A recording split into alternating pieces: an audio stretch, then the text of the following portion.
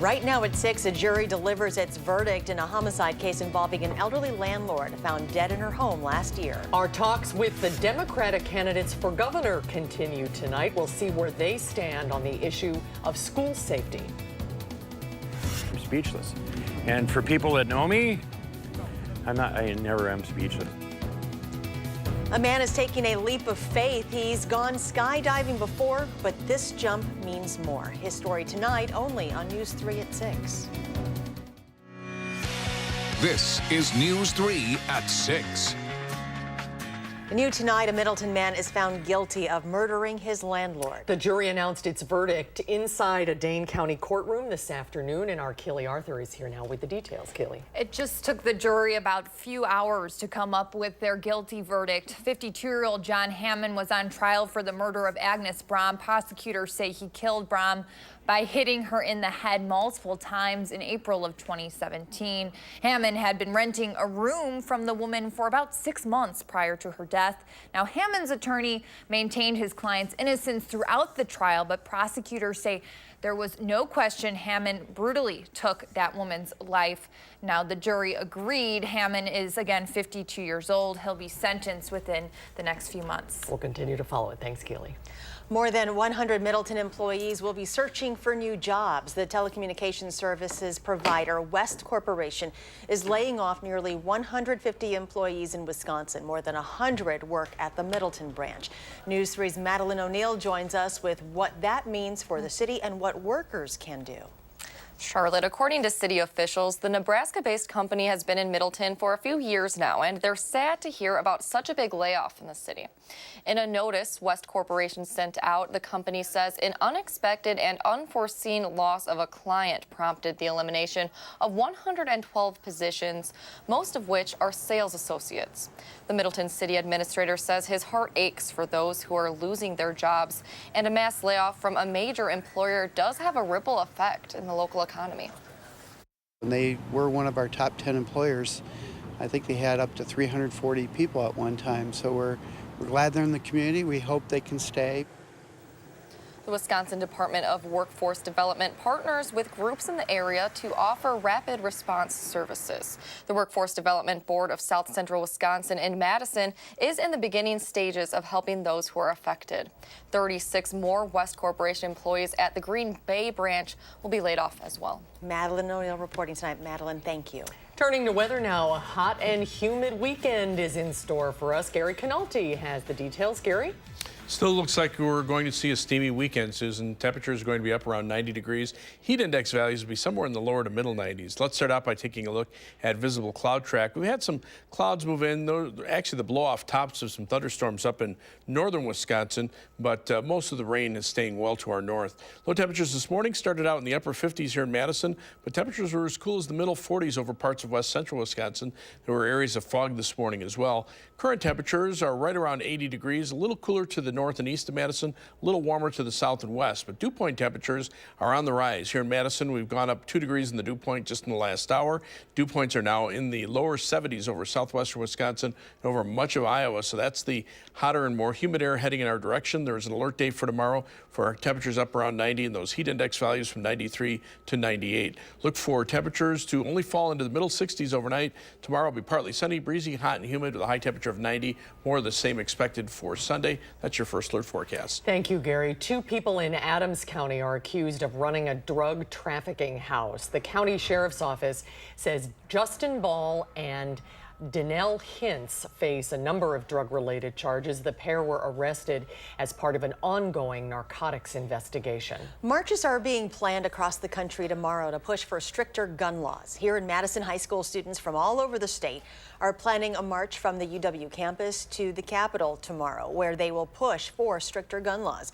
Tomorrow's march on the NRA is scheduled for 4 o'clock.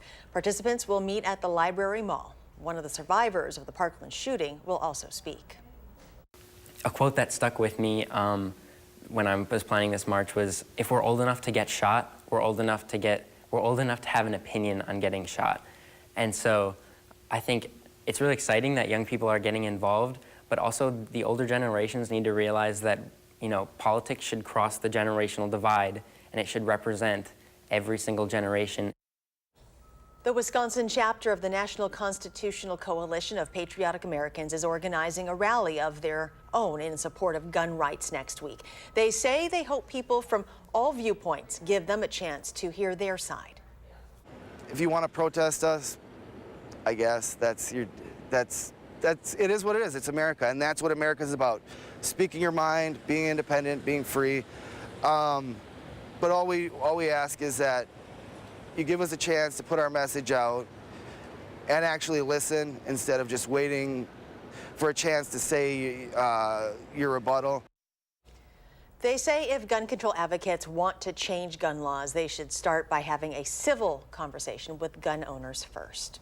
For anyone who doesn't know who to vote for in Wisconsin's primary election, News 3 is asking candidates about the issues that matter to you. Tonight, the Democratic candidates for governor are telling us what actions they would take to address school safety and gun violence. Our Rose Schmidt sat down with all 8 candidates, and she's here in the studio with tonight's conversation. Rose? That's right. Well, earlier this year, Governor Walker established the state's Office of School Safety and created a $100 million grant program for schools. We asked Walker's Democratic challengers whether he took the right approach to addressing school safety and what steps they'd take if they were elected. On News 3 at 5, you heard from 4 of those 8 candidates. Now here's the other half.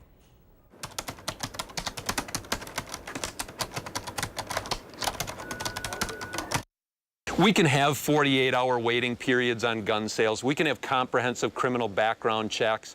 We can take these steps, and I've come out in favor of 16 different steps. There are so many things that we can do that are responsible in regards to firearms. Waiting periods, for sure.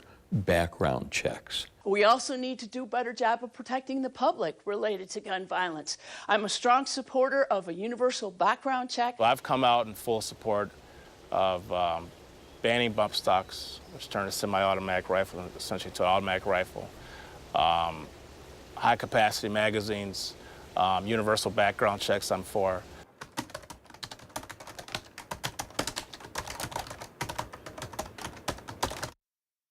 Improperly funded, and because it's not merged with a commitment to treat violence as a public health issue, it's woefully inadequate. Having adequately staffed schools will also help in school safeties, and having more teachers on the ground will also help keep our kids safe as well. The approach to school safety that's been taken so far has been so woefully inadequate, it's almost comical. We have to deal with gun violence. We have to deal with some underlying causes there. If we're talking about mental health, or if we're talking about hardening the campuses by having bulletproof glass, either way, the schools need a steady flow of money. Governor Walker did not include gun legislation in his plan to make schools safer. He has also said in the past that he's against arming teachers. You can find responses from all the Democratic candidates on our website, and head over to channel3000.com to try our virtual chat based on transcripts of our interviews with these Democratic candidates. Thank you, Rose. It's the type of thing that people jot down on their bucket lists. As you're dropping 120 miles an hour, you know, the Earth's coming towards you.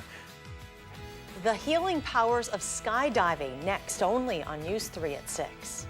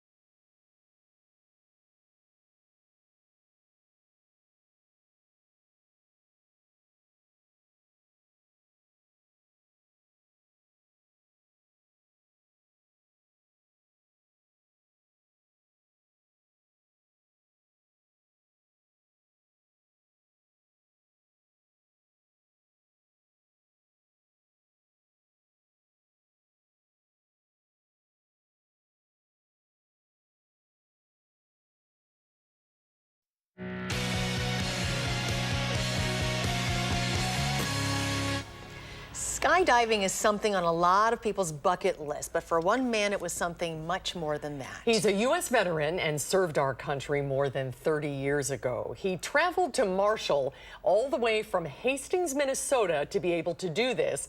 And for him, he took a leap of faith today that meant more to him than what the eye could see. Our Jamie Perez captured it all on camera and shares this vet's inspiring story. Most planes take you from one destination to another. For Tom Riley, the plane is the destination. This is something that's on my bucket list. He's jumping out of a plane for the umpteenth time. Whoa, Minnesota, whoa, Wisconsin, Seven Hills Skydivers. I love you guys. But this jump might be his last. I have metastatic melanoma. Of course, I lost an eye to it. Last February, I had surgery, and it has metastasized. It's in my left femur, my lungs, and my liver now. Before his health deteriorates and before he goes through chemo, he wanted one last jump, and with the help of his family, he got to do it. All expenses covered, and with loving eyes observing the whole way down. Rush of just stepping out. You know, you're stepping out of the plane, and there it is. You're dropping 120 miles an hour. You know, the earth's coming towards you, the wind's screaming, and you're just free. This moment wasn't just special for him, but the ones who made it all happen got their own moment to cherish forever. Surreal. It's this moment where, you know, he wanted to go skydiving a long time ago, and so he's like, yeah, we'll go. But now it's here and it's happening, and it's just so much fun to see the smile on his face and to know that this is what he's wanted. Knowing that this infliction and the life changes that he's going through are affecting him in a big way, and to be able to provide an opportunity and a bit of relief, taking away from the mental and the physical strain, albeit just for a few seconds, that has a profound impact. It wasn't just fun to watch. Maybe there aren't words for what this was. I am just,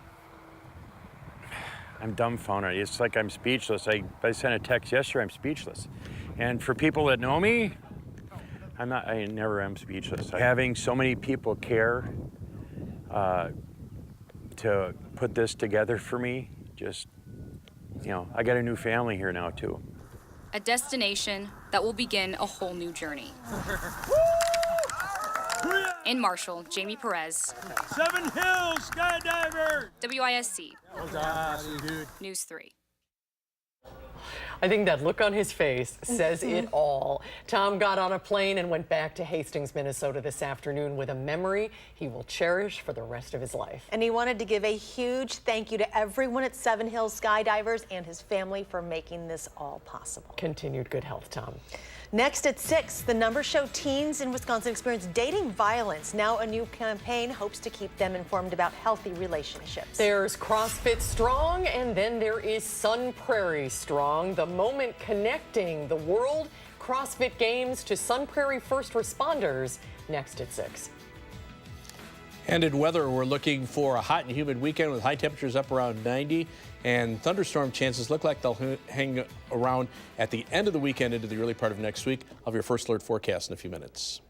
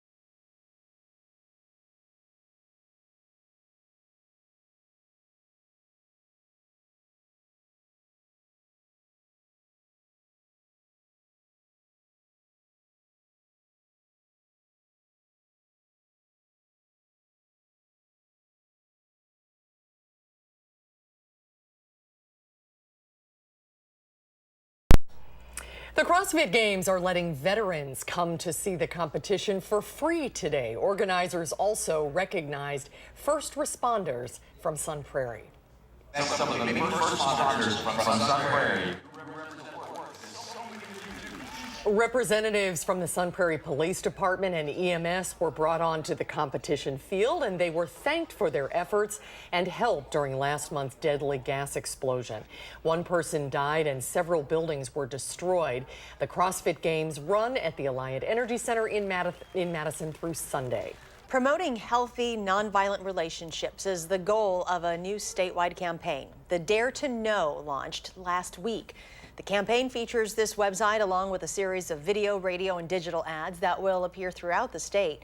Organizers hope the campaign will inspire people to be positive and promote healthy relationships. Around 1 in 5 teens experiences dating violence, according to the group End Domestic Abuse Wisconsin. Let's head out to the weather patio. A hot and humid weekend is on the way. Gary? Even, if you've been outside even in the last couple of hours, you notice that the humidity levels have started to creep back up here in southern Wisconsin. And when you couple that with hotter conditions that'll be arriving tomorrow, it's going to be in the mid to upper 90s. That's what it'll feel like. So we have an alert day in the forecast for tomorrow for high temperatures right around 90, but with dew point temperatures in the upper 60s to around 70.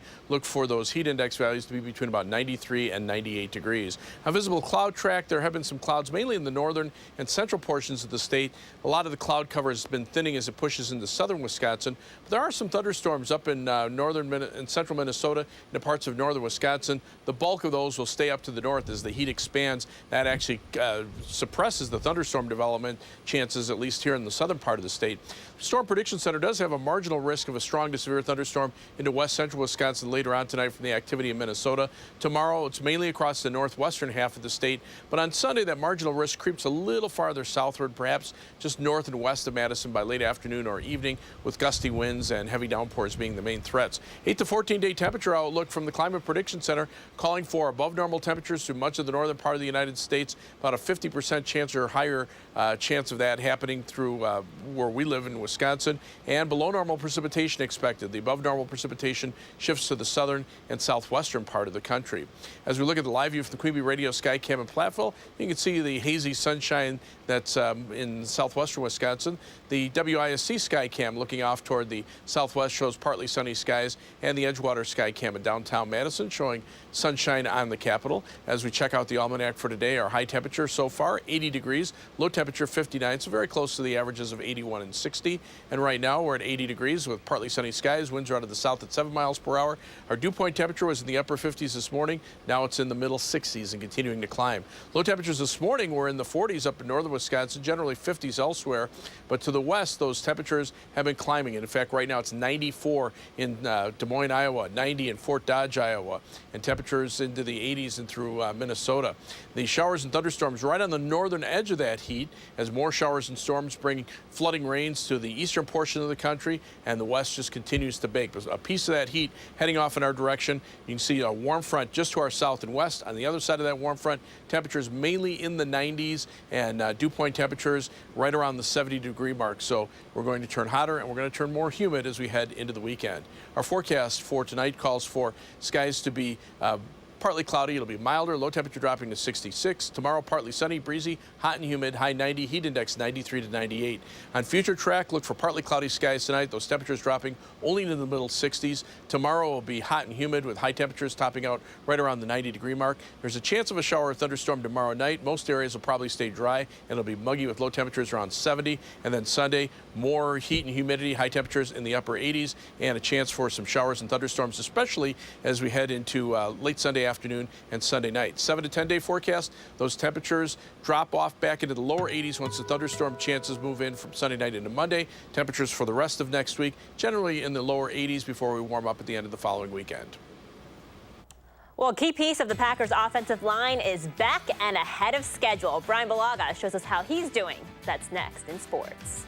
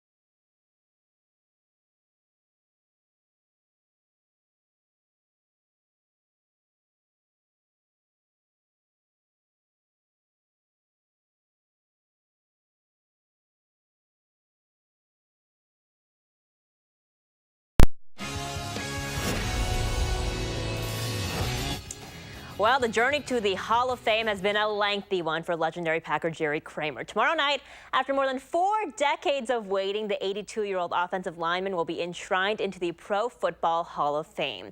Now, Kramer posed for pictures today front and center there in the white polo. He was feeling a little smidge under the weather, though didn't speak to any reporters this morning. His Packers locker is on display inside the Hall of Fame, including his helmet and a football from the 1966 Super Bowl. Meanwhile, some good news for the present-day Packers. Brian Bulaga back on the field today ahead of schedule. The right tackle passed his physical after he tore his right ACL last November in the game against Detroit. He said today that he wasn't sure what his role will be tomorrow at Packers Family Night. It'll probably be in a limited capacity, however, but he's overcome a lot of adversity to get to this point. You push through some mental hurdles. I think that's the thing. I mean, there's some things you need to go through, some pain in the knee when you're rehabbing. You're just, for the first time, you kind of pay more attention to it than you do the second time. The second time through, you kind of just ignore it, push through it, and that speeds things up.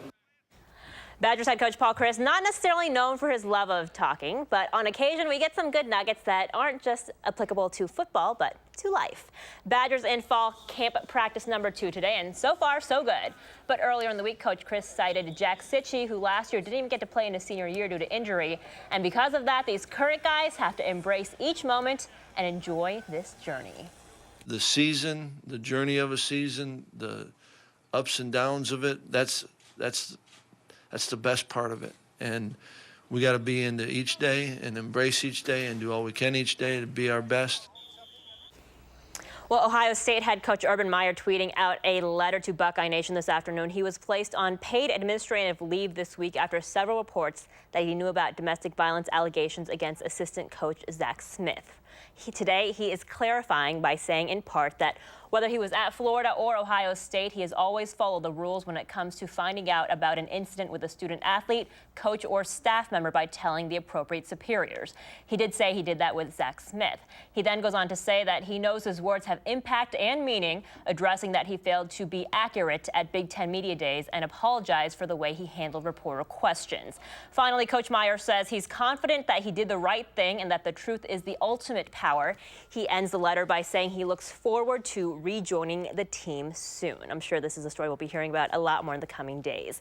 Well, the Brewers, meanwhile, back home for a 6-game homestand after a lengthy West Coast tour. The team coming off of a split series with the Dodgers. Rockies just lost 3 of a 4-game series against the Cardinals. They start German Marquez on the mound. Brewers will go with Junior Guerra. The team actually sent him back to Milwaukee early from Los Angeles so that he could get some solid rest for tonight. His last outing against the San Francisco Giants, not so great, so they're hoping that extra rest will give him a little extra oomph today.